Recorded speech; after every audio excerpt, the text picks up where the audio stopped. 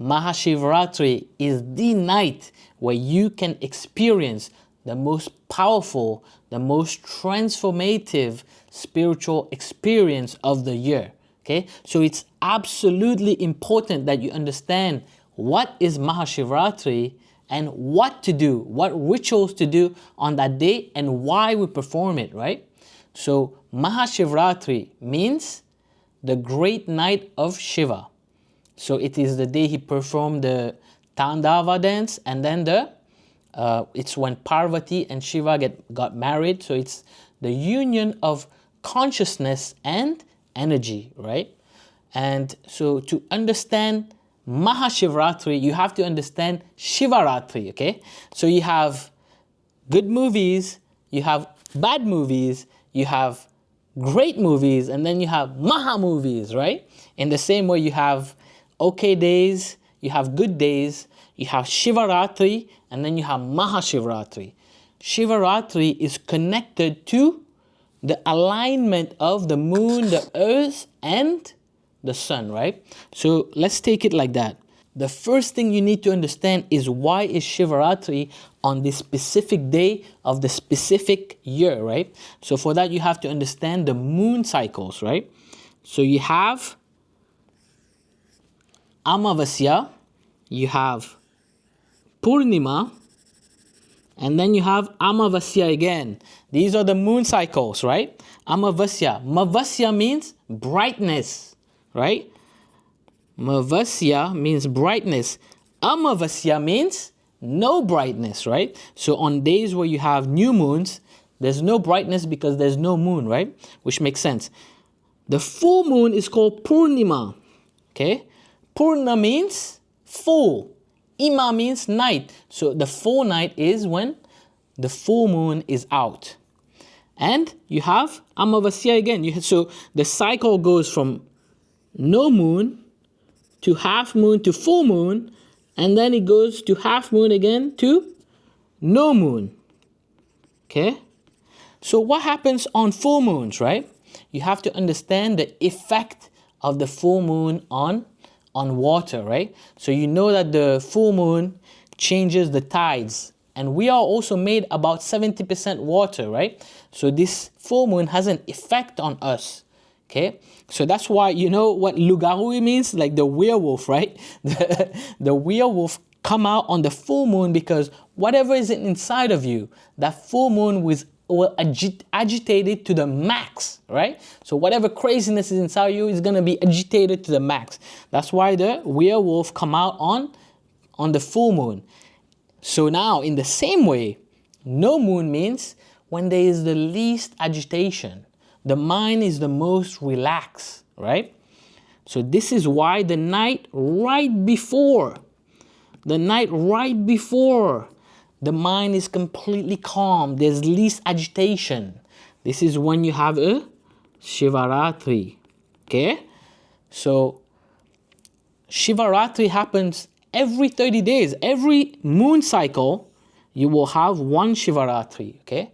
And Mahashivaratri means out of those 12 cycles, let's say, you have 12 moon cycles in a year, there's one that is Maha, that is great, okay? So that's why it's called Mahashivaratri, okay? So now you understand what Mahashivaratri with the alignment of the moon is, right? But why is this so important? Because on Mahashivaratri, like I said, the energies are calm, right? The mind is calm, is completely calm. The complete opposite of the full moon when everything is agitated. So on that day when everything is calm is the maximum potential for spiritual transformation. And on Mahashivaratri, it is the darkest night of the year. It's the night before the darkest night of the year, okay? So what that means is that because the moon is so far from the sun, everything is the calmest, the least agitated night of the year, right? So now you see why that night would be important and very ripe for us to experience this spiritual transformation, okay?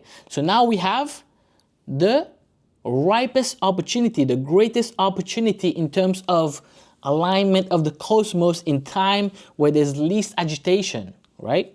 So we have one thing. Now what do we need? We need to create the least agitation within us as well, right? So now, how do we create that? How do we create the least agitation within us? Fasting, vrat, right? This is why we fast for Maha Shivaratri, okay? Why? Because by fasting, by not eating meat, alcohol, like bread, rice, all these things that are not sattvic food, right? By not having that in our system, it calms everything down. So now we have a calm day and we have a calm body. So now it will, on both sides, you have everything that's super calm, which is making everything ripe for us to meditate, right? So now in terms of fasting, I know most people, that depends on what you do, but you have to understand the cycle now, right? So this is the day right here. The day of the darkest moon is the 27th. It's falling on the 27th this year. So that's why we do Maha Shivaratri on the 26th, right? So on the 25th, once the 25th at sunset, right? That's when ideally you want to fast. And you want to fast to the 27th at sunrise. So that basically gives you like a 36 hours, right?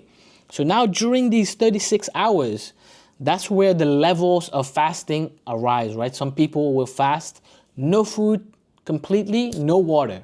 And then there's another level where no food, just water. That's where I'm at because I like doing intermittent fasting. So I already fast 20 hours a day. So to extend it to 36 hours with just water is not a big deal.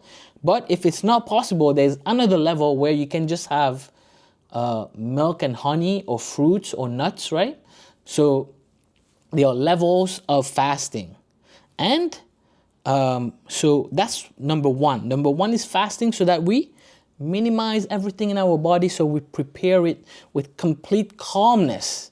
So now we have a completely calm body, at least physically, and then we have a completely calm night, right? Before, close to the darkest night of the year where the moon is the calmest, right? So now these two, what do we need to do on that night? We need to meditate, right? Meditation with keeping the spine straight. That's why they want you to stay awake during Maha Shivaratri. The people stay awake at night, right? So now this is the second ritual. The first ritual is fasting, right? Vrat. We already discussed that. The second ritual is staying awake. Why do we stay awake? Sleep is ignorance. By staying awake during the ripest spiritual night of the year and doing meditation on that day, we are able to maximize the potential of the spiritual growth of that night, right? And so now that's why we stay awake. Again, there are levels to this, right? At least stay awake to midnight, they say. The best would be to stay awake until sunrise, where you break your fast with sattvic food again, right? Like after performing rituals on the lingam, pouring water, milk, or honey, things like that, right? And also giving like charity or helping, feeding some people before you. These are all different levels of rituals that, I'm not going to get into today, but you need to understand the reasoning behind the rituals, right? So that's why we stay awake. At least some people stay awake until midnight. At least some people stay awake until 4 a.m. Best is until sunrise, where you break your fast. So depending on you figure out your level of fasting, you figure out your level of how long can you stay awake. And the last one is what? Well, the one before last is meditation. So now we have prepared the body. We have the perfect conditions externally. What do? We take Shiva's name. At least a minimum is to chant Om Namah Shivaya 108 times, which is one japa round, right? So by taking Shiva's name on that night with a prime body, a prime outside circumstance is when, with a straight spine, right? Taking Shiva's name is where you reap the benefits. You absorb the spiritual power. You absorb the spiritual transformation. Okay, and of course, there's other celebrations like the best place to check it out is Sadhguru's channel. Right, they do a lot of celebration, a lot of dancing, a lot of celebration. Let's say to keep us awake during the night, through the night. Right. So, and then the last thing is the lingam. Okay, that's when we will have ceremonies of pouring the lingam, pouring water, pouring sacred water, right? Pouring honey, pouring milk on the lingam, the bilva leaves. That's like the favorite leaf of Shiva, right? The bilva leaf. So we offer that to Shiva. And why on the lingam? The lingam is the union again of Parvati and Shiva. So that's what the lingam represents, right? And it also represents the Brahma, Vishnu, and Shiva, right? The three levels of manifestation of Brahman in the world, right? I'll do a deep dive of the lingam tomorrow if you're interested. But so these are the 4 things that we do: the fasting, staying awake, meditation, or spiritual readings, or chanting, and ceremonies around the lingam, right? So this is why we do Mahashivaratri.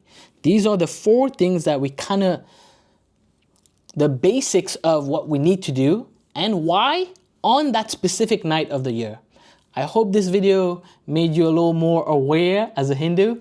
Be on the lookout for my lingam breakdown tomorrow. Namaste. Hare Krishna, Krishna Krishna, Hare Hare, Hare Rama, Rama Rama, Hare Hare.